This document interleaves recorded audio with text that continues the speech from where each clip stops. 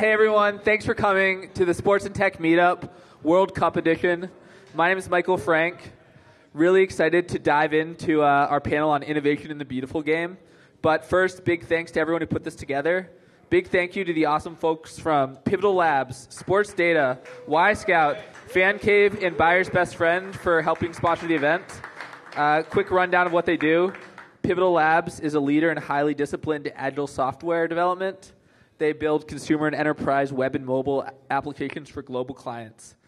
Sports Data provides real-time data and editorial feeds to technology, media, and fantasy sports companies.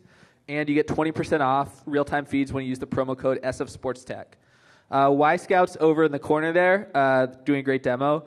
They support football players, clubs, agencies, and federations in scouting, match analysis, in the transfer process, and they work with some of the best clubs in the world. Fan Cave is over in the back there. I think they're doing a pretty cool raffle with some soccer balls and some other stuff. And they are about to launch Soccer Cave. And Soccer Cave is a mobile social application that you can talk to people during the World Cup with. So that should be a lot of fun. And finally, Buyer's Best Friends providing the munchies. So big thanks to them. Finally, a big thanks to the people who helped us put this together. Dave Collins is on the sound system. Ryan Hilbert did a bunch of stuff to organize the event. And Michael McGinley and the crew from Pivotal hosted us. In terms of the next event, we'll take July off, watch some soccer, and then we'll be back in August. Finally, if you want to tweet about this, that'd be great. Use the hashtag Sports and Tech, SPORTSANDTECH, and that'd be great. Now, without further ado, innovations in the beautiful game. All right, in terms of intros, to my left we have Mark Brunkhart. He's the founder and president of Match Analysis, which is a soccer analytics company that works with teams and media companies around the world. To his left, we have David Kaval, who has the distinction of being our first returning champion, two-time panelist. He's the president of the Earthquakes, the co-founder of the Golden Baseball League, and he's a fan of the Cleveland Browns. Browns. Any Browns fans? Nice. To his left is Mitch, Lasky. He's a partner at Benchmark Capital. He wrote some great blog posts on the issues with the Sloan Sports Conference soccer panel, so we're going to try to top that panel tonight. And he's a former executive in the gaming industry, and he's a fan of the Quakes, Niners, Lakers, Kings, longtime U.S. soccer fan, including the Fort Lauderdale Strikers, and a long-suffering Fulham fan as well, probably particularly right now. And then to his left is Eric Wynalda. He's an analyst for Fox Sports, and he is a former professional soccer player and the former leading scorer in U.S. national soccer team history. And he's actually not trolling you when he says his favorite soccer teams are Bayern, Chelsea, and Real Madrid. So, gotta stay neutral. Yeah. All right. So anyway, we're going to talk about a bunch of things from analytics to media to the fan experience. But let's start out with analytics because it's something that's been talked about a lot. So there's obviously tons of data, and you guys are looking at it from all different perspectives, players' perspectives, owners' perspectives, fans' perspectives, etc. What kind of meaning can we take from it? I look at the Castrol Performance Index, and I say, wow, there's some interesting stuff there, and there's a lot of really stupid stuff there. What do you think about that? And how are teams and fans, how are you guys all thinking about stuff like that? So what we do data collection for professional clubs. We've worked for the last 13 years providing data to clubs like the Earthquakes. We provide data and analysis and analytical tools to two different leagues. Excited to be here. Thank Michael for the opportunity and our host. When we talk about data in the Castrol Index is a marketing tool, obviously, and that's about it. And what I would point to there is a lot of what's being done today in data is an attempt to take data and use it the same way that it's been used in the past in other sports. I can tell you, frankly, that every single person who's ever read Moneyball and had a degree in stats or economics has called me personally and told me that they can apply what is in Moneyball to soccer. And it turns out it doesn't apply particularly well. And with the Castrol Index, I'd sum it up in one way, which is that to try to identify one single number to describe a soccer player is just, it's lunacy. And so as long as you're taking that approach that we're going to index players and have a top and a bottom, you're making a huge mistake. And the analogy I'd always use there is just auto parts. If I said I need to go buy a muffler and you just said, okay, all I want is one rating from 1 to 100, regardless of your car, make, model, year, it's a really stupid way to choose players. And that's what Castrol Index and a lot of these indices are trying to do. Hey. Whoa. Spills it. All right, we'll rebound from that. Okay, so We'll rally. It's okay. It's okay. So just to move down the line a little bit. So me and Eric before this were talking about this. We were talking about there's a little Champions League game final the other day, and Eric was saying to me, "Did you watch Atletico's previous couple games? They were just exhausted down the stretch." When we think about what are the analytics and what's the data that matters, is that one of his fatigue and thinking about sort of where players' odometers are? Is that one of the things that you guys are tracking and helping teams with? Is that something you care about? And if not, what are the things that you care about from the Earthquake standpoint? Well, I mean, we're definitely tracking that. We use the Adidas My Coach system for our club, and I was, at training today, actually looking at the different players and actually, where their heart rates were, how much they've run in the past week, and we actually saw, especially last year, a couple games where we had trained probably too hard in the week ahead of the game, and so we had changed some of our actual training habits to try to better have the team ready for the weekend. And so I think there are ways to use that data pretty effectively, and I think we've been successful, and a lot of the other teams have been successful, but that's kind of only a first-order piece. I mean, it's pretty basic kind of stuff, and, I think the big way that it's valuable is that it's sometimes the coach will be coaching the team and not really realize you're in the middle of the season. He has all these different reasons why he's training on one day. It could be motivating guys. He could be pissed we lost, all these types of things. And so if he sees, from his trainer, the numbers, the analytical numbers say, hey, you know what? When we did this last year, we lost the game. The guys weren't ready. Then it can be very powerful. So a lot of times it can be a way to make better decisions and inform the coaching staff in like a real coherent way in order to get to that point. So that's, I think, one way that we're concretely using data to be effective. Got it. So just to reframe this, so Mitch, I'm interested in your take on this in case you don't know, so Mitch invests in companies but is a fervent soccer fan. What do you care about? What do you want to see, and what do you think they should be doing from a more outsider's perspective? So I am I do have some small seed investments just personally in some analytics companies, just because I'm personally interested in it, but they have nothing to do with my employer. That said, I think there's sort of two things going on. There's an extrinsic and an intrinsic problem with analytics in soccer. The extrinsic problem is you have the clubs trying to use it for competitive advantage. So you don't have what happened in baseball, which is sort of 25 years of Bill James working at a bean factory, basically, and crunching numbers with his calculator in his kitchen at night and figuring out all of these great sort of methods to look at the game. Isn't that how you guys started, Mark? So pretty much.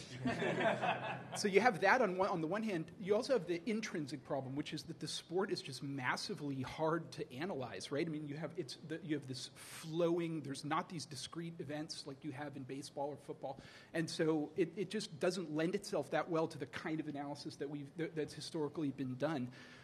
And I think that said, it's led a lot of the analysts out there who don't have access to the kind of data that you generate, and that's one of the problems actually right now is that they can't get access to that data. Prozone doesn't give it to them, and nobody else does. They've sort of fallen back to taking a very top-down view. So they're looking at things like sort of goal difference above replacement player. There's some very interesting statistics that they're actually generating. Actually, Wynalda Lasky looks really good on a lot of those statistics. He looks good in a lot of ways, yes.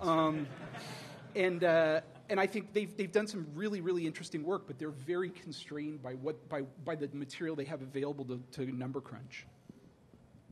Eric, I'm interested in your take on this, but one of the things that I'm always curious about is, do players and coaches, how do you get them to care about this? And is that as big an issue as I've heard it is? Well, no, it's funny. I'm listening to all of this, and one of the things that you realize, because I manage a team in Atlanta, we take all of this information and all the time, and I think to your point about how the sport is so it's a flowing game. It's all opinion based. Now, the information that we use, you take that opinion risk and you turn it into a calculated risk, which allows you as a manager or as a coach to really evaluate a player as to exactly what and why he makes mistakes, why he gets tired, why, and it's great for me. I mean, the way I use all this stuff, and I'll have a guy come in at halftime, and I'll leave the F words out of it, but I'm like, what are you doing, man?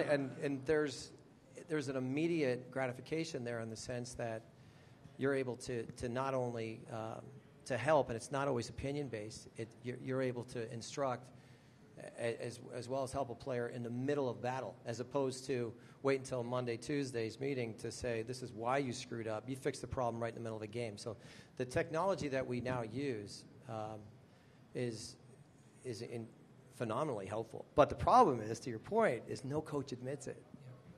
The coaches are going to say, of course that was me. That had nothing to do with the fact that I was able to. Well, and I think one of the challenges you're kind of bringing up is that, obviously it's difficult because it's a continuous flow sport, but it's also difficult because let's say you're the coach, what points can you influence? It's not like you can say, we're going to call this play, we're going to rush off the left tackle. Right, you get 3 subs. Yeah, so it's like there's not a lot of things you can do as opposed to some of these other sports where there's all these discrete actual decision points. And so I think that poses another challenge beyond just analyzing the data and understanding what's happening, but how do you put that in practice in a realistic way? And that's where you actually have to get the players more involved. Because when they're out on the pitch, the players are actually making some of these decisions themselves. And right? you have to do it on the fly. So how many of you have seen like the football, well, the quarterback throws an interception. What's the next thing you see? Of him sitting on the bench with some guy handing him a bunch of paperwork of still shots as to why he screwed up. And like that, as if that's going to help, because it doesn't. So, the one thing that I have found incredibly helpful is soccer is all about tendencies. It's players, you never know what they're going to do. It's probably the most unpredictable sport that exists, next to hockey. But you're allowed to fight in hockey, which makes it better. I wish they let us fight in soccer. God, that'd be great. But. Well, it used to probably, right? Yeah, it's changed. It's now a little bit more of a wimpy sport, but that's okay. So I want to go back to something Mark said earlier, which is we're talking about the Castrol Index and the difficulty of sort of looking at individual players as in a kind of quantified way. Imagine what it must be like to have to go out there and spend 50 million pounds on a transfer when you can't rely on any of that data, right? It's like when you're buying players in Major League Baseball, whatever. You can look at statistics that show with very fine precision how they're going to hit how they're going to hit right-handed pitchers throwing the curve. You're dumping 50 million pounds on Neymar. Or what did Kaepernick kick, by the way? Did he just sign? Yeah, he just signed today. Like a lot of money for a lot of years. How much? Who's got it? 61 guaranteed. 60 years. Wow. I'll buy you some tattoos. Absolutely. Okay.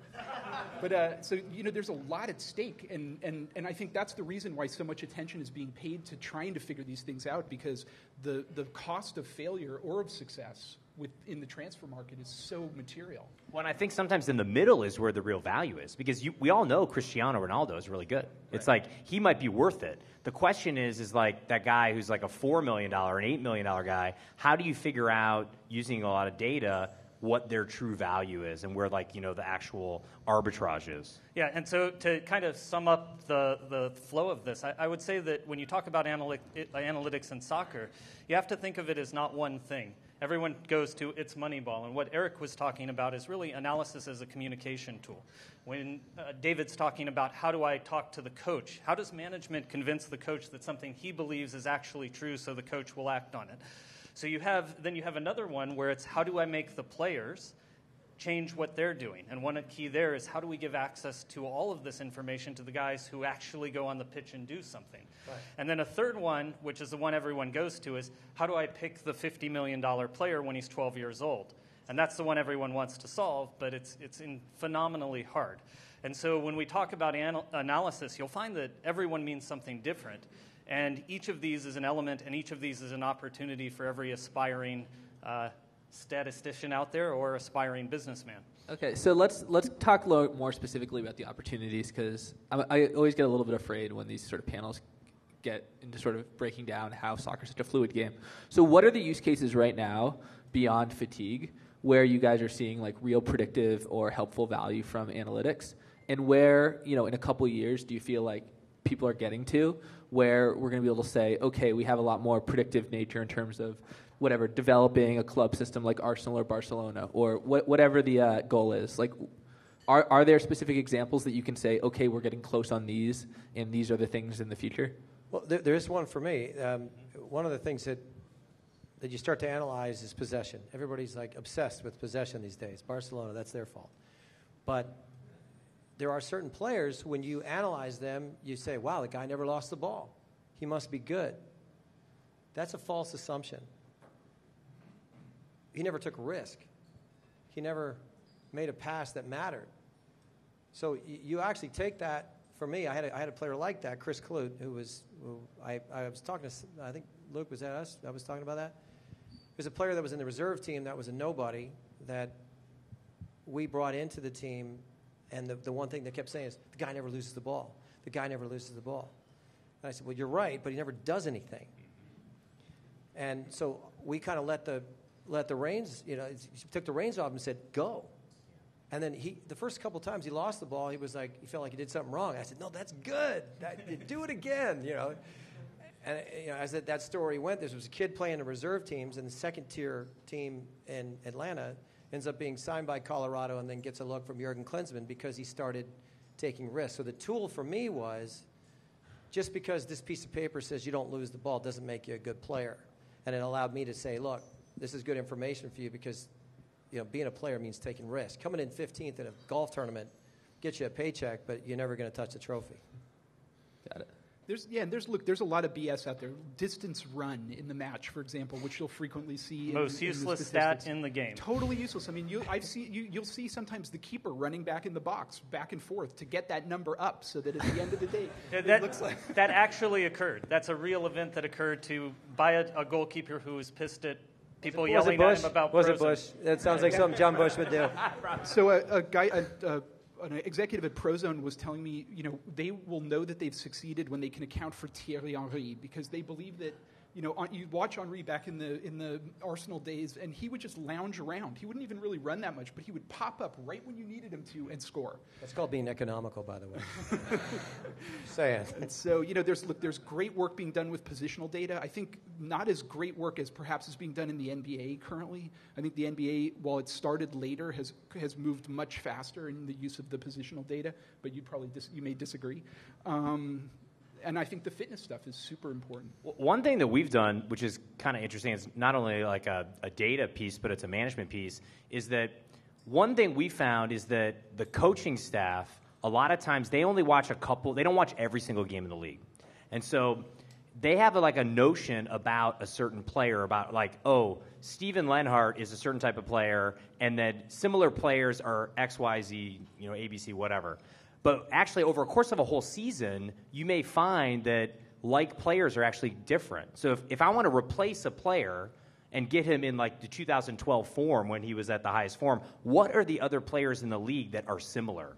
And you can actually defeat the bias of the coaching staff because they only saw him in one game. Oh, we saw him in one game. He was awesome. He scored 3 goals. Well, he might have been the only 3 goals in the entire year. So you're able to use that data and say, hey, we need a player like this, like Kari Stevenson or something like that. Here are a bunch of other players who are exactly like him by using the data to analyze, hey, these are like-minded players and their statistics. That's something that's been very, very valuable for us. No, and that comes back to the idea of having multiple sort of axes that you're trying to measure a player on.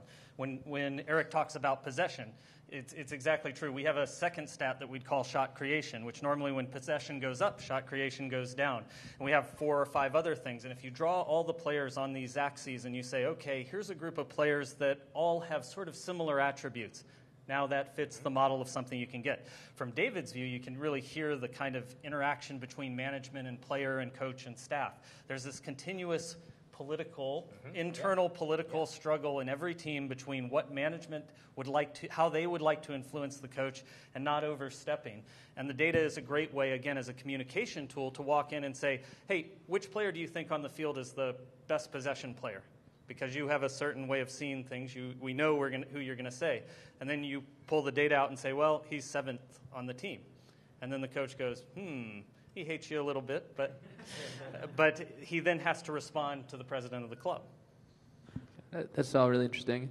Okay, we'll probably come back to analytics at some point, but enough get bored there? analytics. Sorry. Yeah. No, but all right. So how many people here work for sports startups? Want to start a sports startup? Can we raise our hands? Okay. So quite a few entrepreneurs in the room. And how many people have raised a Series A or later? Yeah, not a lot of later stage companies and a lot of early stage companies.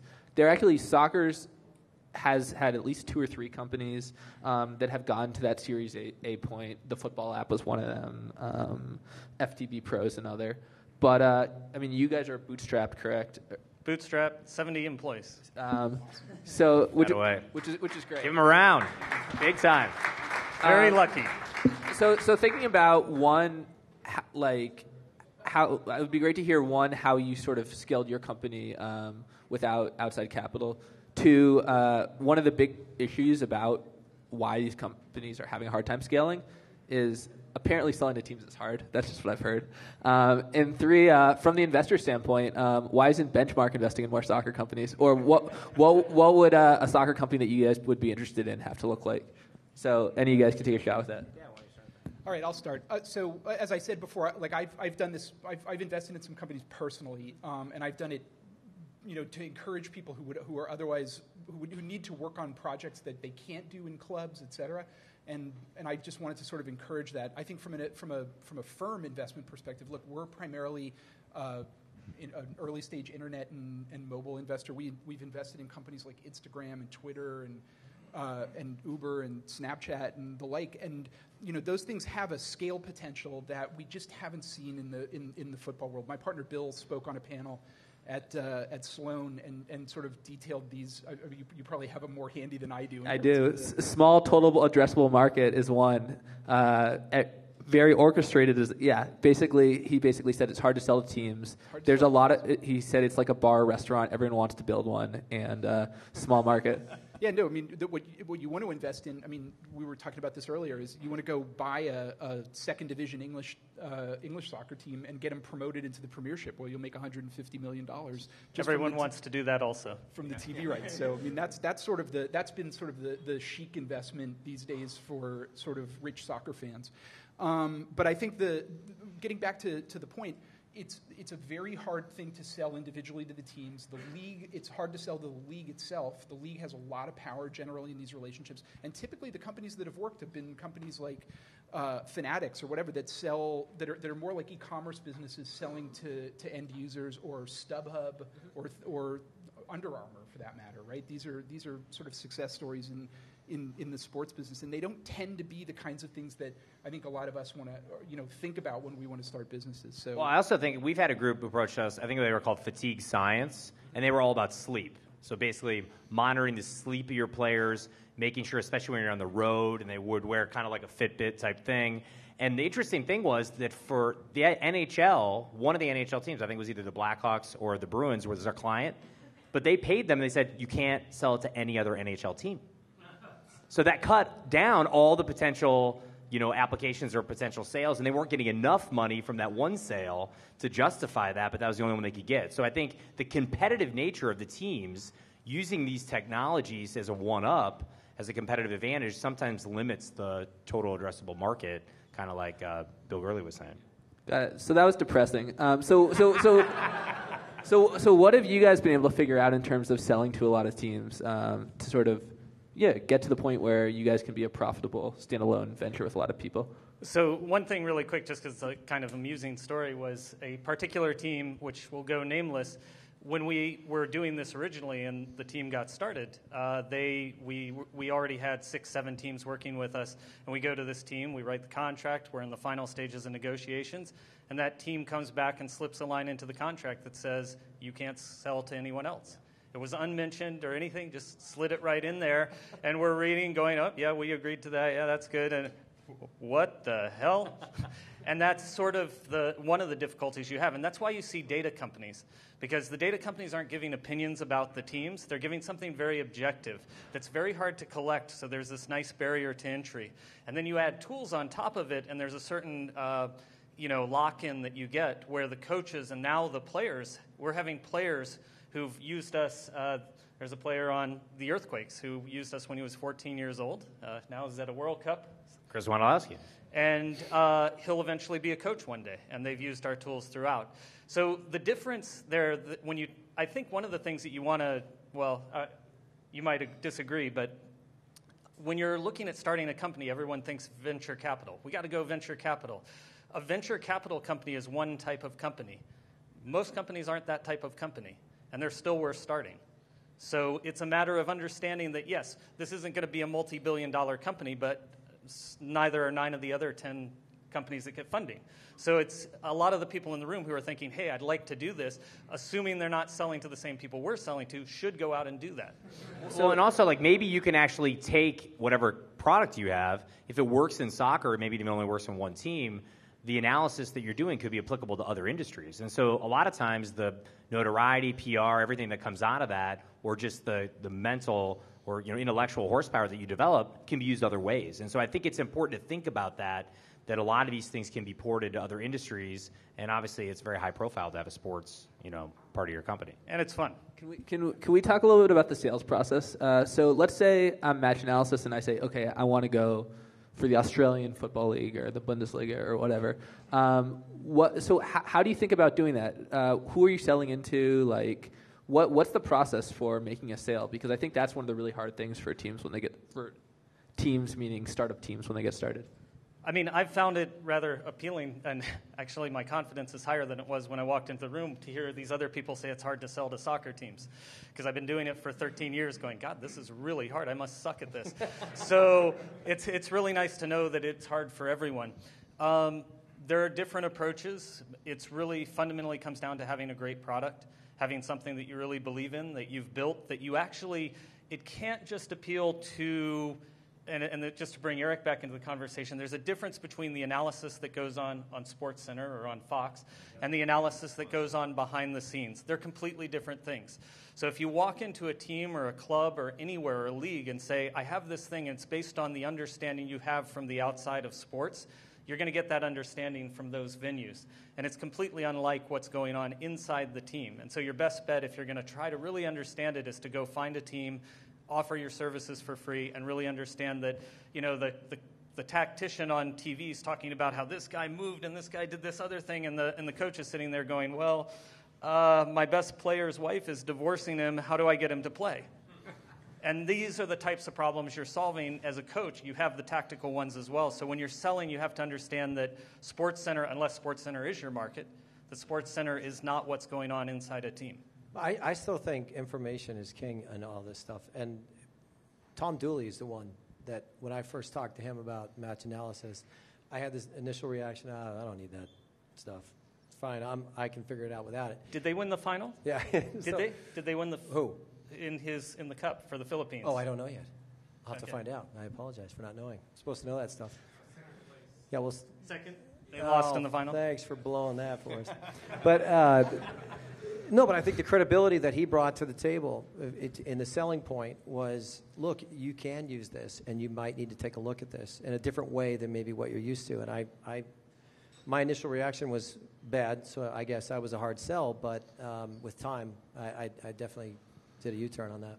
So, I mean, look, we have seen, and I think your business is a testament to this. There's companies like StatDNA, Opta, Prozone, other companies like that have gotten to scale kind of on a services model, right? I mean, it's basically, and I think services models are great, and they are good cash flow businesses.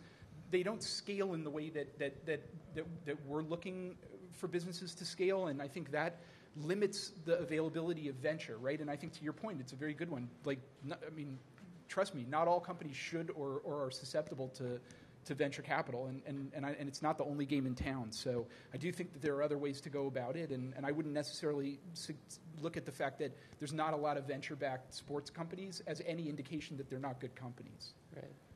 Okay, that's really interesting. And I sort of think about the sort of counterexample being that, like, you see a company like maybe... Yeah. I'm taking my jacket off. I'm under a heat lamp here. Sorry. I think the counterexample might be you see a company like maybe like Palantir or something that also has a services model, but maybe it's just going after a bigger addressable market, and they're doing a ton of revenue. Look, if it was proved and somebody invented some kind of secret sauce in the analytics community that really did make that differentiation in terms of being able to operate more efficiently in the transfer market or whatever, and they could go in and get a piece of the deal. Right. Or I always thought a really interesting business model is, a lot of other countries, syndicates buy players. Right. Yep. So, like, maybe what you could do is, I'm throwing a business idea out there. Fantex is sort of doing this. Yeah, you basically put a whole, pool of money together, get a bunch of, hedge funds to back you, and you come up with a better way to buy these player rights earlier in their growth cycle. And if you had that, then you could say, hey, we're going to make money, almost like, selling commodities. Right, buying a stock. Yeah, exactly. And so that might be an interesting way to monetize the actual investment in these analytics. Now, the thing is, it could be high risk because it's very easy to say, oh, this guy's going to be better, and there's all these factors that are beyond even what happens on the pitch, especially when a kid is 12 years old and he's in Brazil. But nonetheless, that is an interesting business, and I think one that, it sounds like some people are trying to tackle. And I just follow on with that if all of my competitors, including us, when you walk into a sales process, you go to the club and immediately you're going to say, oh, we're going to help you win games. The coach hears this every day of the week. And the reality is, the same thing with players. I can help you pick a better player. It's the same thing that you should ask when somebody's trying to sell you a pamphlet that says, hey, stock advice, I'm going to sell you my proven method. Well, if you have a proven method, what the hell are you doing selling pamphlets? That is your proven method. And so when somebody comes to you and says, I have the next formula that's going to solve everything, what a coach and everyone else is going to do is they're going to just say, well, okay, go start a syndicate. Wow, you're that good, and nobody's going to do it. So, Eric, one of the things you had talked about, and this was, and Mark, you talked about as well, is how there are different conversations going on in the media than go on behind the locker room. Personally, as a fan, and I get that I'm in the nerdiest 2% of fans, I'd love to hear some of those conversations, from the media, and it seems like that stuff's happening more as, ESPN and Fox Sports are doing more of these specialized soccer shows that get a little nerdier. How do you see media developing over the next couple of years? I mean, obviously, you guys have the Fox's World Cup in 2018, and how is technology and just the development of media as a whole affecting soccer? Well, I think, believe it or not, it's actually a hard job because you just like anything else, you're given an enormous amount of information, and you've got a guy in your ear saying, "You got 6 seconds." 5, 4, 3, 2, give it back to Rob. So the part about it is sometimes I wish there was more, but I do believe that the money involved now with Fox in particular, I know from inside the company that they've reallocated about $120 million to try and make the sport give it more of a connection. And I think technology is a huge part of that because it's... Have them call me. Okay. Because one of the things that we're constantly trying to do and fit it within 20 seconds is figure out a way that we can connect with the audience, give insight as to... and it has to be immediate. And some of those hiccups are really... Have you ever seen a guy stand up on the board and he's trying to move something and the damn thing won't move on him? We have that stuff happen on our big board at the Fox lot all the time, but I believe that the commitment is there to try as hard as we can to figure out a way to make the fan experience better. Because when you're watching the sport, what is the one thing that we always say about soccer? It's boring. That's what the rest of the world doesn't believe, but for some reason in the United States, people say, it's boring. But I'd rather go to a baseball game. Now, there's the other part of the TV side is that you also, as a lazy American, in between innings, get to go get more chips and a beer. So you get that break. In soccer, you don't get a break. So our challenge is to figure out a way that we can, within the run of a game or even at the halftime or whenever we can, integrate a means of really giving the viewer insight on what just happened. Not just talking about it, but figuring out a way to invest the money, actually, to get the cameras in the right angles, to be able to show people what it looks like from ground level. All that stuff's coming. So I'm pretty excited about it. We obviously we have the Women's World Cup in 2015. We'll have the 18 World Cup and then that thing in Qatar. We'll see if that happens. So I'll give you a specific example of how it's working on the media side, just from my perspective, and that is, I was reading an article the other day by Jonathan Wilson, who's a very well-known journalist with The Guardian in the UK, and he was talking about the guy who started the site zonalmarking.net, which if you haven't read is a phenomenal resource. Doesn't work, by the way. No. The zonal marking. Sorry, I'm just sorry. Not about that was the coach in me. I'm just kidding. So here's this guy who's basically come in from the sort of nerd camp, right, into serious journalism, essentially through his blog on tactics. And there was a very sort of well-trodden path in UK journalism of kind of going out and covering Plymouth or Huddersfield or some godforsaken club in the rain in the winter, and then working your way up local to regional to national, et cetera. And technology's kind of given these guys the ability to leapfrog that whole chain and get national prominence essentially by the force of their intellect. And I think that's a very important role of technology in all of this, and particularly on the media side. Well, I think the interesting thing, too, is if you go to MLS Match Day, the new interface that we have is far more social. You have statistics there in terms of crosses and key passes and all these things available during the match. And so you can actually get that data, and it's not like millions of people are using this, but more and more people are using that as a second screen experience to watch the match on television or even at the game, and then also be following these different things that are happening. I think that's a way the media can tie into that and really make for a better fan experience overall. Yeah, and I think there's a real opportunity. Zonal marking is a great example of that we have data, we have analysis, right? It's all this great stuff, but no one really likes data. I mean, we do, but only after you've put a storyline beside it. Someone has to come in and say, okay, look at this chart, and this chart, and this is what I think it means and what it says. And there is a tremendous opportunity. I've given exactly that advice when I get calls from people looking to break into the soccer industry. Go write a blog. Go analyze things, tell people what the data means, and you'll have an audience. And they'll be nerdy, and maybe, the top 2% of nerdy guys. But those guys spend a lot of time. Are you talking about Grant Wall? Just curious. Yeah, it's great stuff. And these guys you can't really generate that dialogue in the middle of the broadcast. There's not the opportunity. So the place has to be outside the sport. And until we have shoulder programming around the game that's substantial. It's a great point, because we run out of time. Yeah, but no doubt. There's plenty of time out there.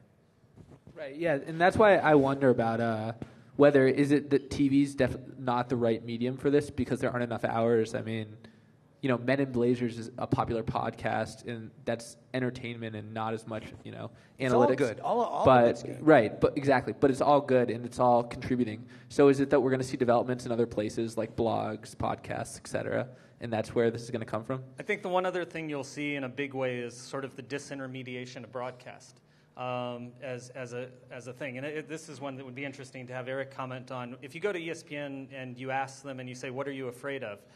They're not...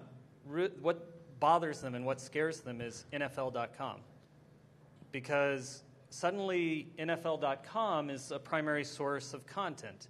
And so, what if they're the primary source of the content, what am I as a broadcaster? What's my role? And it's shifting over time. It's becoming the talent. It's becoming the tools they bring. But NFL is sitting there going, wait, is there a bunch of money here that's sitting on the table that I'd like to have? And the difficult thing is there's a falling point. There's a demarcation line that can happen one day where everything just flips. But right now, all the money that's going to NFL.com from the broadcasters prevents that from happening. It's a great. I mean, I used to work for ESPN a long time ago, so I know how those guys think. It actually stands for Extremely Slow Paying Network, in case you just thought I'd throw that in there. But I think when you look at, and I'll speak only for Fox, that's something that Fox has really, really kind of delved into and said, look, we have to figure out a way to continue to make this interesting, to continue to figure out a way to connect with people, whether that be through the blogs or websites and stuff like that. But the reality is, the bottom line is what you say during the game, whether you make the game interesting, whether you make it boring, whether you have insight to what's happening. We're working on Brian McBride, by the way. We just got to get the words out quicker. But it's part of what we do, and it's not an easy job, and not everybody likes it. Sometimes you realize that there's that Howard Stern effect that, why are you listening to him? Because you don't know what he's going to say next. Mm-hmm. But I hate him. But you still watch it. And Fox actually I think we've seen that a lot with Gus Johnson, right? Right. Okay, how many Gus Johnson fans do we have? Any? One here. You have one here. All right, he's not that bad. He's good. All right? Relax. He's a good guy. So he's getting better. Let me ask Dave a question. So if you could have one stat in the box score of a soccer game that's currently not there, what would it be? I mean, I don't know if there is one stat. I think that's maybe the problem. It's not like there are home runs. I mean, there's RBIs. Baseball has like tons of stuff. Like I can't, and I don't even know if people necessarily watch soccer necessarily for the stats. That's the other thing too. So I mean, people, the way they're consuming the sport, and one way that the sport is different is that it is, like they say, it's a beautiful game, right? And so some of those things are hard to quantify. So it's hard to know whether or not the answer to making the sport more popular in the U.S. is finding another statistic. I view it more for like, hey, I'm a team president. I want my team to win the championship. I want to actually get this data to make me better. I'm looking at it that way. When I look at it as a fan, I'm not sure if that's really, it's a very popular sport in Europe, and they don't have another stat in there, right? So, I don't know if that's really the answer. Let me just say this to that, because I've been here since the inception of the league and the inaugural year in '96. It's very different. It's a very different time. The one thing I would say, and it pisses me off and it makes me bitter that I missed this thing by 20 years, but the fans are real now. They're extremely knowledgeable. They are extremely interested, and they're extremely passionate. I remember when there was a guy, he's from Seattle, and this is good 13, 14 years ago. What are you whistling about? I'm hissing. Okay. So he had this great idea. I'm going to start a scarf company for soccer scarves. And everybody laughed at him. Nobody's laughing now. Everybody's like, oh, damn, that was a good idea. But because it was. Berets are next.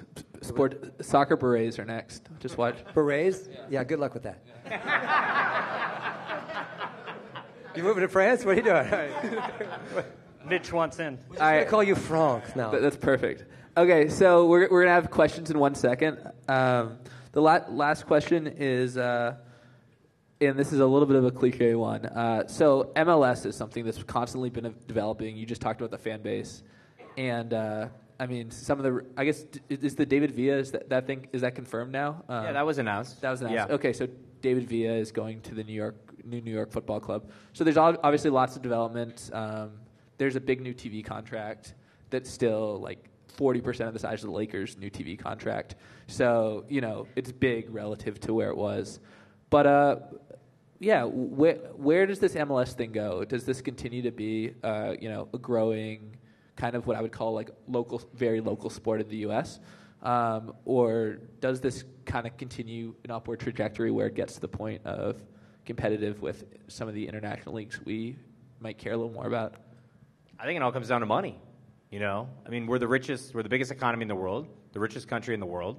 Eventually, we're going to have the professional soccer league that's going to be the number one in the world. And it's going to happen. And the other reason it's going to happen is a lot of the other leagues are run so poorly. Look at what happened in Serie A over 20 years. When I was a kid and we were in the 80s, and we watched Napoli play, and you had Maradona, you had all these great players, they were the number one league in the world.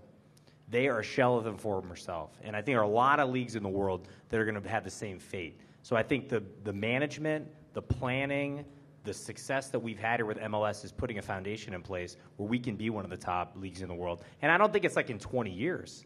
I think it's like if you look at a 10-year trajectory about where we are, I think we can accomplish quite a lot. I'd just like to take a quick poll. How many people believe that we're going to be the top soccer league in the world in the next? Give me a time frame. Well, I said 20 years. 20 years. Do you think in 20 years we'd be the top league in the world? How many people think we're going to be the top league in the world in 20 years? You heard it here first. Yeah. Well, what do you think? I think you got to get rid of the salary cap. I was going to say, so you guys invest in a lot of marketplaces. Yeah. Does the single ownership structure, does that strike you as a big impediment? Yeah, I mean, it's not the case anymore, but there was a time when Phil Anschultz basically owned the MLS. But that was another generation ago. I think that we are way beyond that. But I hear you. I'm just saying, I think there's sort of sort of value creation techniques that are at play in the European leagues that aren't allowed in MLS, right? I mean, but are they really creating value, and is it sustainable? Like in La Liga, you have two clubs that basically take 50 to 60% of the entire revenue of the system. Right, and I think that's the question, and I think that is actually a philosophically interesting question, which is, you look at the stability of the top 10 in the Premiership, the stability of the top 2 in La Liga, maybe 5 in Italy, 4 in Germany, whatever, and is that good for the league? That dynastic kind of the ability of those clubs to invest because they go to the Champions League and get 50, 60, 100 million US dollars in prize money and TV rights share. They can then invest that money back into player development, into purchasing players, reinforcing those brands, creating even more valuable franchises. Is that good or bad? And I'm not sure I have a reasoned opinion about it. I got a question for everybody. Go for it. So, along those lines, is the EPL the best league in the world? Nowhere near. No, but my point is, it comes down to quality, but it also comes down to perception of reality versus the reality. Now, the perception of reality was that David Beckham was making $125 million. He was making $6.2 a year, okay? But the second that everybody believed that he was making $200-something million, it was a point of interest. We all wanted to see that, whether it was going to be a car crash or we all wanted to see it. Now, Kaepernick just signed for, I don't know what the number was. Guess what? It really isn't that number. Sorry to disappoint you. But you want to go watch it because it might be a car crash. Might be great. Either way, it has sparked your interest. The fact that the league has gotten to a point where we can entice players to come here for big numbers, whether they're padded numbers or real numbers, they're still quality players. So quality wins in this kind of thing. I do believe that it's too hard of a question to answer whether this league will be one of the best leagues in the world. The bottom line is we'll find out. You find out every 4 years where you are. We're going to find out in the next couple of days where we are as a soccer nation. And I hope we made the right decision. I actually don't think we did. All right. Questions from the audience up front here. So I have a question on supply and demand. I'm originally from England. I've been here about 12 years, but played in the youth systems in England. And for me, I think supply and demand will have a big effect on the game here. I don't necessarily think it'll be the best league in the world. I think if they become a league like the league in Brazil or anything like that, where the fans are just passionate, I think that will happen. But I'm curious if you guys, who've been around since day one and you've won a team. Wait, how many years in England? Wait, go back how far? You said 12 years? I've been in America 12 years. Okay. Yeah. So let me give you a question. Can I finish my first? Sure. So my question is, do you think it's different now? I know everyone says it's, the people that don't understand soccer say we tried it before, it's not going to work. But for me, I think supply and demand is, regardless of everything else, is going to change it where people my age, millennials, want to watch the game more. We have access to it. When I came to America 12 years ago, it was very difficult to watch the leagues back in England, even calls, or now I can watch it on my phone. I'm going to watch the World Cup on my phone at work. That's how it's going to work. So even if we're not the biggest league in the world... He works at Admiral, by the way. Busted.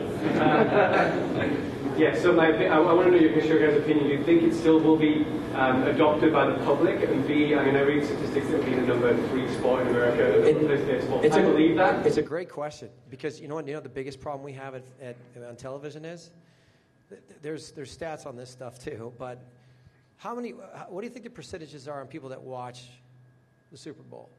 Where do people watch it? Do they watch it at home, or do they watch it at a bar? They watch it at home.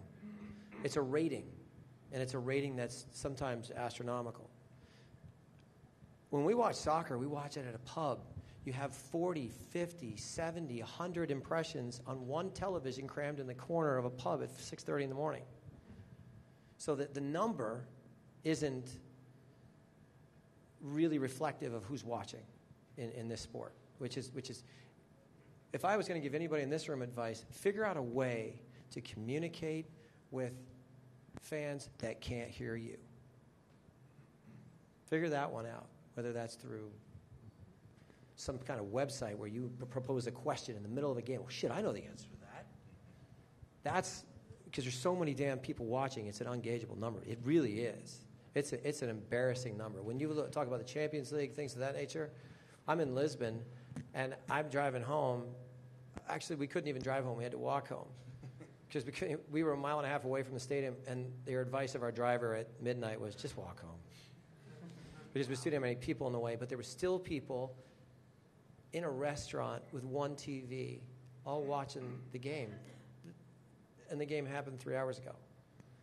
So the thing about it is this sport, different than any other sport, that I think, because there is no breaks, there are no commercials, it demands your attention. It's an impressionable number because it's a hell of a lot bigger than we think it is. So I'm long-term bullish, and in answer to your question, I think, look, I was a season ticket holder for an NASL club in 1979. Fort Lauderdale Strikers? Fort Lauderdale Strikers. That makes us enemies. You know that, right? And back when they were bringing in, goalkeepers with one eye, George Best from but it was an amazing thing Miller. Just to see. Garrett Miller was there as well. To see the transformation of the sport in the last 30 years in this country is, it's almost unimaginable, right? To go to Seattle Sounders home game, having come from Lockhart Stadium in Fort Lauderdale. It's just unbelievable. So I think it just gives me incredible optimism about the future of the sport in the United States. I think there's still structural issues that we got to overcome, but I see it with my own children, right? They would never go to a baseball game, but they will certainly go to a Quakes game. Well, I think on one level, part of it is just globalization, right? This is a huge macro trend in the whole world. Look at, how many people here were not born in the United States? That answers the question right there. That's amazing. That's why we're going to win here in the U.S. Because not only do we attract the best people in the world, but we're actually a location. We have a great economy. We have all these positive things going for us. I think soccer can succeed here in a major way. I think the reality is a lot of the dinosaurs out there who are running a lot of these broadcast networks who don't understand soccer, they didn't grow up in the culture of it, are scared of it. And I think those people eventually, just like the dinosaurs part, they're going to be gone. And we're going to sit here in 20 years, and then we will be the number one or one of the top 2 or 3 leagues in the world. I think it's a matter of time. I'll give him top 2 or 3. Yeah. Well, who's going to be better? England, you think? I agree with this What, question. Are they number Bundesliga? one? What? No. La Liga won't be. They're going to go the way of Serie A. Wait and see. I would come back on that whole question. I would just axe that whole question. I think one of the things that holds us back as a league and as a sporting nation is that we make that comparison. We're not competing against the EPL. We really aren't. It's often the point is made, we're competing for viewers against the EPL. We're the only domestic soccer league and the best domestic soccer league in the history of the United States. We have a monopoly on that. I don't know a damn thing. He's on board. But I'm on board. They pay me money. So we will win this battle. It's just not a battle against the other leagues in the world. It's a battle against ourselves. All right. Luke, over here. Yeah, my question is, an aspect of technology you guys haven't talked about is the incursion of technology into the actual game as it's being played. We've got goal line technology coming in now. We've got the review commission, which is, I think, as far as I know, is unusual to MLS. I don't think we have any reverse decisions in the other major leagues on players' behaviour. My question is, given that Google now wants to take the brakes and the steering out of our cars, do you ever foresee a point where the game will be officiated with technology without human decision? And what worries me is that one of the big things of the fan experience is arguing about the decision. Sometimes you remember a contentious decision above a particular game. A goal that wasn't a goal. That's an English thing. I'm just kidding. 1 sec. Let me just repeat this for the people at home. Will the game be officiated by robots, basically? No. But I do think, some of the things you're talking about, technology in the game, we have the Adidas My Coach system. We've tried to use it in the games, but the union doesn't want to, FIFA doesn't want to. So there's restrictions at a global level to make it possible. It would be kind of interesting to see that data if you're a fan, who's running the most, who has the power rating, how all that things are happening.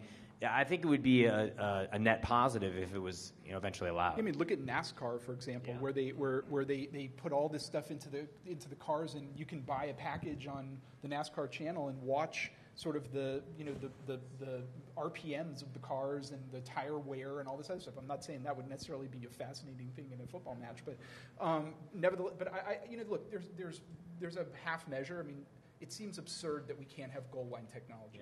It seems. I think it's absurd that we even consider having it. Personally. Really? Yeah, I think technology in the game itself, one of the great things about the game is it's a fundamentally human game. With one referee, it mimics your real life.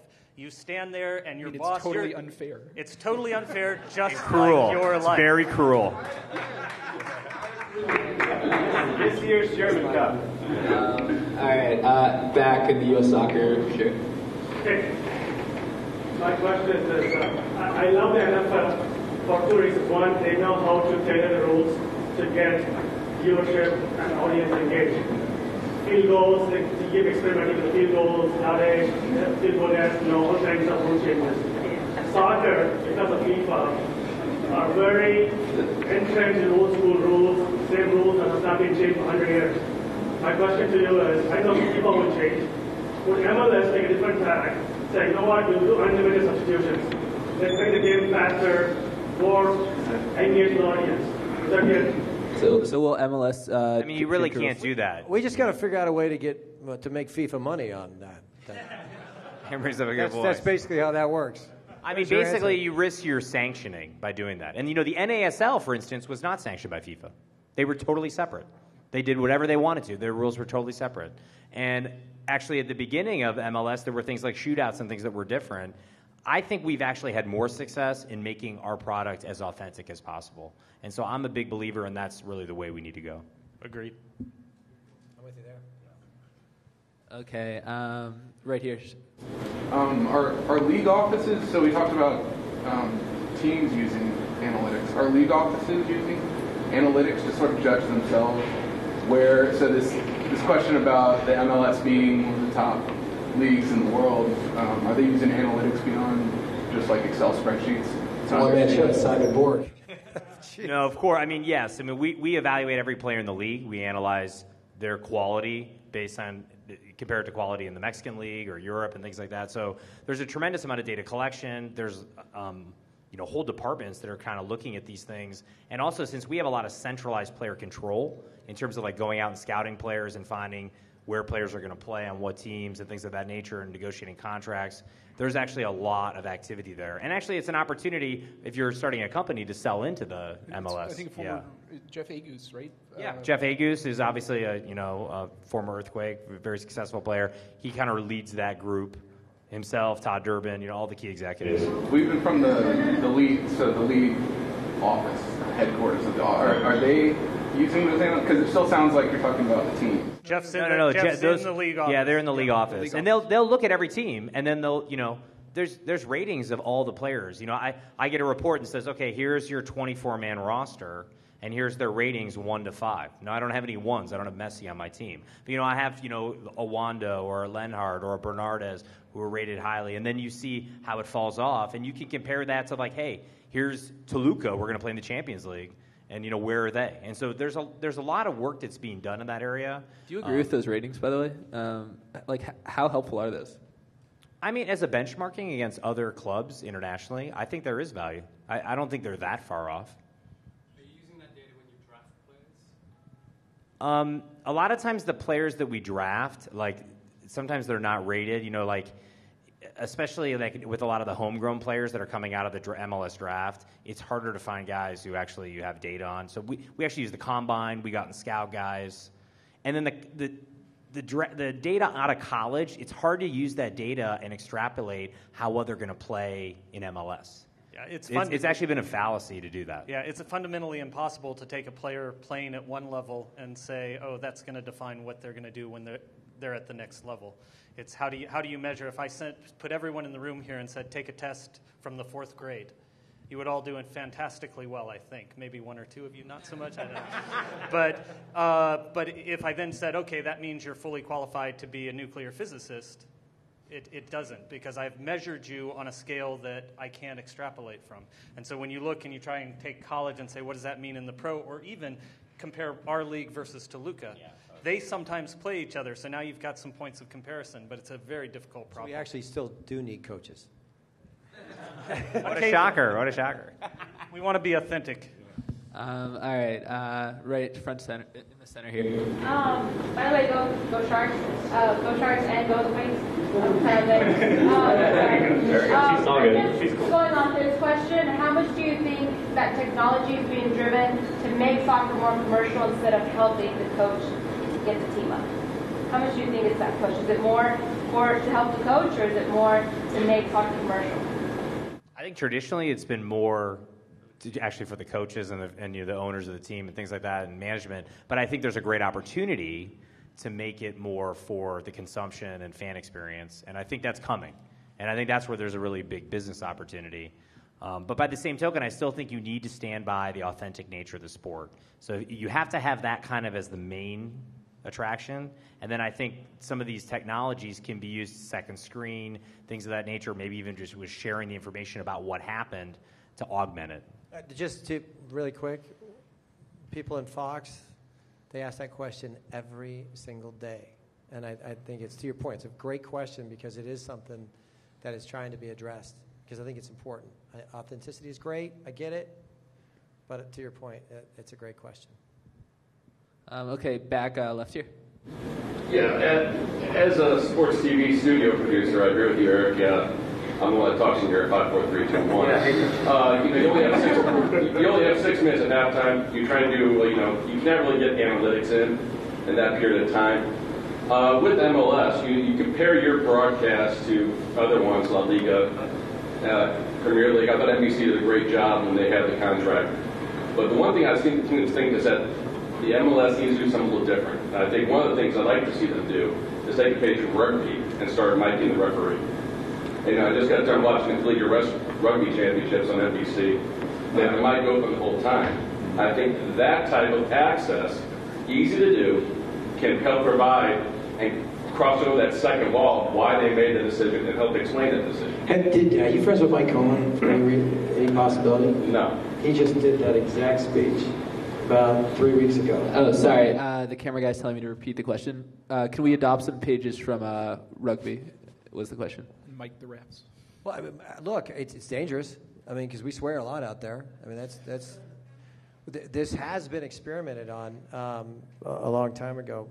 Brian Hall, I think, was the referee that I got in a fight with.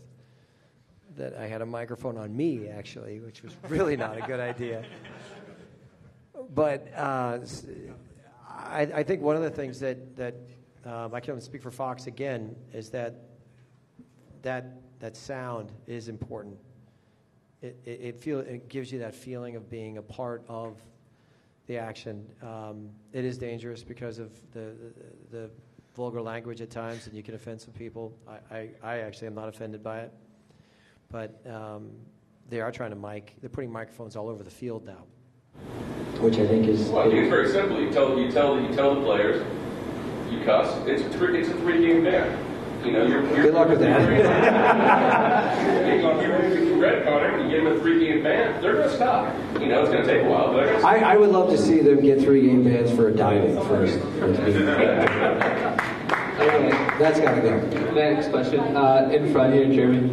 So we were talking about how we get people more excited about it and develop the attention in their own game. But what are we doing to develop the passion? Because I think a lot of the countries in Italy, everywhere it's passion. You guys in Brazil, same thing. What are we doing here to drive that? All right, how can we develop more passion for the game in the U.S.? Well, I think one thing is getting our own stadiums and having a fan experience that's worth it. I mean, when we started in MLS, it was like you're playing at the Cotton Bowl and these, Foxborough places that were just massive. The soccer-specific stadium that we've developed, our own home base where you can actually have a great experience, has made a huge difference. And so when you go to Seattle and you go to Portland, or you go to our new stadium, or even when we have our game at Stanford and we have 3,000 ultras in one of the end zones, and they're cheering and chanting, and with tifos, people see the passion and they understand what it is firsthand. And actually, what we've seen is people want to go to those sections. A lot of times, I'll have friends come to Quakes games, and then in the 30th minute, they just disappear. I said, "Where'd you go?" "Oh, I went with the Rowdies." So they went and sat with the ultras and jumped up and down, and maybe took their shirt off or whatever. And so that is a unique part of our sport, and I think we hadn't showcased it before. We didn't really have a platform for it. And I think it provides a really good opportunity. Yeah, now. just a quick example. I used to live in Los Angeles, and I'd go to see the Galaxy play at the Coliseum, right? And they would attract 27,000 people, and it was empty, right? It was 27,000 people in a 96,000-seat arena. Then they moved to Carson, to what it used to be called the Home Depot Center. I don't know what it's called anymore. StubHub Center now. And 27,000 people fill it, and it's noisy and boisterous and crazy, and it's a great atmosphere. And I think, to Dave's point, I think that's really going to help a lot. Look, I'll tell you what, Serie A would be so much better if they weren't so far away. Yeah. If he had some more stadiums that as far as the fan experience, didn't have the track around it. You score a goal, you got to run like 15 minutes just to go say hi to your fans. So, well, and actually, we designed our new stadium to be very intimate on top of the action. We have a 34-degree rake, which is the highest in North America. We have an all-standing supporter section, which is the only also one in North America. We also have the largest exterior bar in North America. If you guys want to have a beer, it's fantastic. So those are the kind of things we can do as a team and as a league to actually ferment that passion and that excitement. It's a great question, great point. All right, Greg, right here. Yeah, thanks very much, Michael. Actually, Eric, I'll just ask your opinion of what's going to happen in the World Cup. Who's going to win? Thoughts? Give us a little more stuff like that. All right, what's happening in the World Cup? Okay, so I work for Fox, so I don't have to cover this one. I get to enjoy it. My honest, it's over if we don't beat Ghana, as far as the U.S. is concerned. We have to win that game. As far as the rest of it goes, there's all kinds of different theories here as far as which players will be able to actually perform. What you'll find is like the Messis of the world, the Wynaldas, they're tired. They're really tired, and now you're putting them in a incubator at 98 degrees and expecting them to really perform, and you get frustrated with that. It's hard to play on your national team for playing club and country. There's going to be a dark horse that wins this one. That's my opinion. I think it'll be somebody that we're not really. It might be Uruguay. It might be Belgium. Belgium is an unbelievable team. That if they get lucky on defense, they could do well. But if we talk about the U.S., can we do that? Let's talk about the U.S. Anybody else pissed off about this Landon thing? No. Actually okay with it? Yes. All right. Everybody's okay with it? Okay. Do a show of hands. That's easier. Who supports the decision? Who doesn't? Okay, who supports just Jurgen Klinsmann in general? That's your job. Okay, good job. It's a tough one. It's very personal. But the only thing that I would say is, because I talked to Landon today, and that doesn't happen very often. And look, I've been very critical of that guy. I think that he should have gone to Europe a long time ago. He stayed. He had his reasons. But as far as our team goes, when you go into a World Cup, you never know what's going to happen. You never know. You just don't. We could all sit here and make predictions and say, well, they're supposed to, shoulda, coulda, woulda. You never know. And someone hits a good form, and we could be all right. Graham Zusi turns out to be as good as we all hope he is. Who knows? But I think I'm going to go out on a limb here. I think we're going to get lucky, and we're getting through this group. Out away, USA. We'll win the first one. Wynalda will not be fit for the second one. And it's in the Amazon. Which helps. I think. Helps somebody. It's good that ESPN has these slow-moving games, and we don't have to worry about it. I don't know what's worse, playing in Houston in the summer or playing in the Amazon. But Houston has very big mosquitoes. Come on. You ask any player, they'll say you play in the heat or the cold. They'll tell you cold. 100%. All right, the guy with the hat in the third row. Yeah, so you were talking before about the referee having so much influence over the result and human error coming in. Is it perhaps not necessarily the worst thing that football is very hard to quantify, because then you could have more sports gambling action on it, and then a lot of the Scotland-Nigeria stuff or a few other match-fixing events that have happened. So I don't know how you break that down into a small question. So I think I didn't totally understand it, but I think it's something about quantifying to detect fraud. Is that the question? Yeah, so there's match fixing happening in football. If it was easier for technology to play a role in the game, that might have more gambling and then more. Do you remember the Kamali guy? He was the which country he's actually from. The game, the United States versus Slovenia. Do you remember the game? Do you remember the phantom foul? Yeah. Okay, there was a phantom foul where Maurice Edu scored a goal. If there was any foul on the play, it would have been against the Slovenian player. But the goal was disallowed, and the game was a tie. Turns out that Kamali had been investigated 3.5 years prior to that for a phantom penalty kick for Cameroon in the African Nations Cup. But he still got to do a game. Now, the conspiracy theory / Pelican brief here was the one team that Russia could profit from, since they were not in the World Cup, would be Slovenia. So they paid that guy off to make sure that game tied. So that was the theory that actually was circulated and whatnot. The bottom line is, when it comes to referee and human error, FIFA's got to do a better job of finding the right people who can actually do the job, that aren't as tainted or willing to. And the bottom line is, and this is the hardest, weirdest part, you got to pay them more. You got to pay the refs more, make their job real, make it so they're not going to be enticed by any outside. But look, when you have FIFA policing the game, you start from a very screwed up initial position. You ever seen Sepp Blatter? He's that big. It's weird. It's really weird. He's like that big. It's really strange. I interviewed him. I don't know if you remember that. I interviewed the guy, and he's bizarre. He actually, at the end of the interview, stood up and said, "I love to dance." And I said, "What?" And he said, "I've got the moves like Blatter. I got the moves." And I was like, it's a true story. And they literally shut it down. They had 5 people come in and say, "Okay, get him out. Okay, Mr. President, it's time to leave." So, and look, I get it. FIFA's a weird spot, weird little place in the world in Switzerland. It's supposed to be neutral, but there are all kinds of problems. But I still believe human error is always going to be a part of the refereeing process. I don't like them either. There's 2 kinds of refs, bad ones and worse ones when you're a player. And you just deal with it. You got to go in with but I think monitoring that stuff, it's always going to pop up its ugly head, unfortunately. So hopefully it's lesser in the future. All right, last 1 or 2 questions. Right here. Do you guys think that the structure of soccer in the United States for players going to college and getting professional, it hurts the sport in the long term? But because it doesn't happen, places you actually play for a team when you're 8 years old. But then here you have to go to school most of the time, and the experience with the players is not the best. And also for fans that play on teams that actually take them to their families and further, I think it doesn't really happen. I mean, I think the problem with youth soccer is actually at a younger age, where it's really a pay-to-play model. And actually you have a lot of coaching of 10, 12, 13-year-olds, and they're just focused on winning and not focused on developing the players. And so the actual development of the MLS academies, U.S. soccer, hopefully will allow some of the younger players to actually be schooled in the right ways.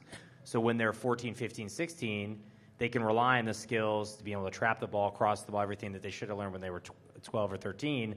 Instead, now they just play on a team with a bunch of superstars and they win 8-0, and their parents are happy and they continue to fund the program. So it's really at that level where you have the problem, I think, more than – there's still going to be kids who are going to go to college. That's fine. They just might not be the best kids. Some come out of there, and it's like in baseball. Some people come through college and some people come straight out of high school. It's, it can go either way. Do you know how short the collegiate season is? Well, for example, I played for USF. Right. Yeah. No, but my point is that it's the most counterproductive method of it's unbelievable how bad it is. Because the college kids that go to college and whatever instruction they're getting, they're also told in the off season that they can't do this, they can't do that, they can't train together, they can't have a competitive advantage to anybody else. They're actually deterring the process of progression because they're telling them they can't do anything. The problem fundamentally is the NCAA. There are solutions between where it is and where we need it. It's not going to just switch over to a European model. I hate to switch it, but you got to go to a European model. Yeah, it's just not NCAA. It's where you want to get to, and how you get there is the hard part. And you could get there from here if the NCAA would get out of your way, but they won't. This league was formed by a bunch of guys from the NFL. So when they first started it, they really probably sat together and said, okay, I'm in. What do we do now? Guys like Robert Kraft. And then the idea was, well, let's just do what we do in football. Let's have the end of the season, then we'll have a draft, then we'll start the season. That's why we start in April. I mean, nobody else starts in April, but we start in April. We start in March, April. Do you think that will change? Do you think that will change? Maybe it'll be a model at some point? More players? It should. It should eventually, for several reasons. If the hardest part is when somebody comes in, and Dave's probably been through this a few times, player says, I want this guy, and I'm going to spend $6 million, $8 million, $10 million to buy him right now. That's June and July. That's when clubs have money. You get a nervous GM and you get a nervous coach that says, don't take my best player in the middle of the season or I'm going to get fired. Don't take him. No. Now, we've just deterred a player from having the opportunity to go probably make it better and also maybe take in some money and reinvest it in more players. So we're kind of shooting ourselves in the face and foot with that one. If our season finished at the appropriate time, our coaches and our managers would be able have enough time to lose a player and have enough time to make that adjustment and reinvest money. So I really hope for the progression of the sport that we do change that. So following up with that with Dave, I totally understand the transfer window argument, even though it seems like Europe has a mid-season transfer market too that in January that seems to work okay.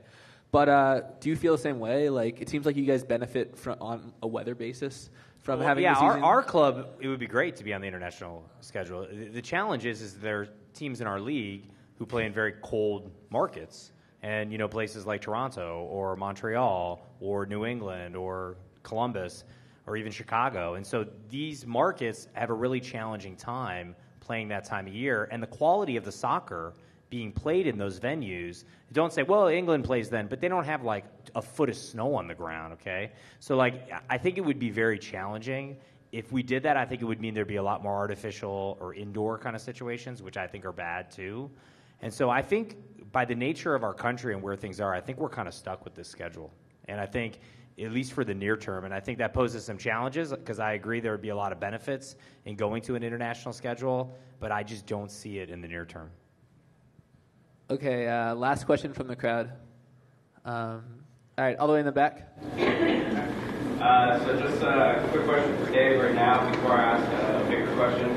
Will you join us on Reddit at our San Jose Earthquakes? I'd be happy to. All right, thank you. Everyone wanted to know that. All right, so the main question I wanted to ask is, with technology, most everyone here should know, the new hot thing comes in 6 months, lasts for 3 months, and then goes away. So when you announced Bitcoin, what made you feel so comfortable to say on top of what the Kings did, saying that they'll accept it for I guess season tickets, but you're saying that you're even going to accept it for merchandise inside the stadium. What was the thought process behind that? Well, we're in Silicon Valley. It's and if there's one place where innovation, new ideas is kind of paramount, it's here. And, that's in the culture of the Earthquakes as an organization. And we're still a startup, our league and everything that we're doing. And so we have to look at these new ideas, whether it's Bitcoin or, using Google Glass or whatever it ends up being. And these are competitive advantages vis-a-vis some of the other sports who are a little more ingrained, slower. We need to be more nimble.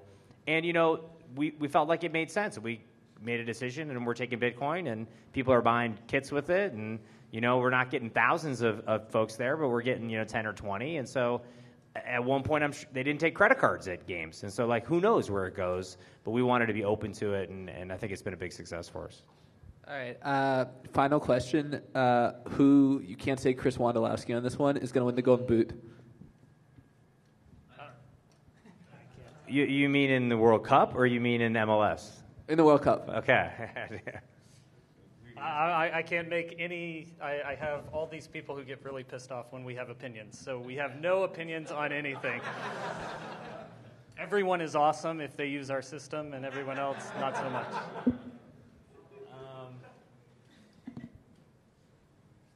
Maybe Neymar. Yeah, I was going to say a non-obvious Brazilian like Dani Alves or Hulk. Yeah. I'll say Lukaku. Great stuff. Okay, big hand of applause to our panel.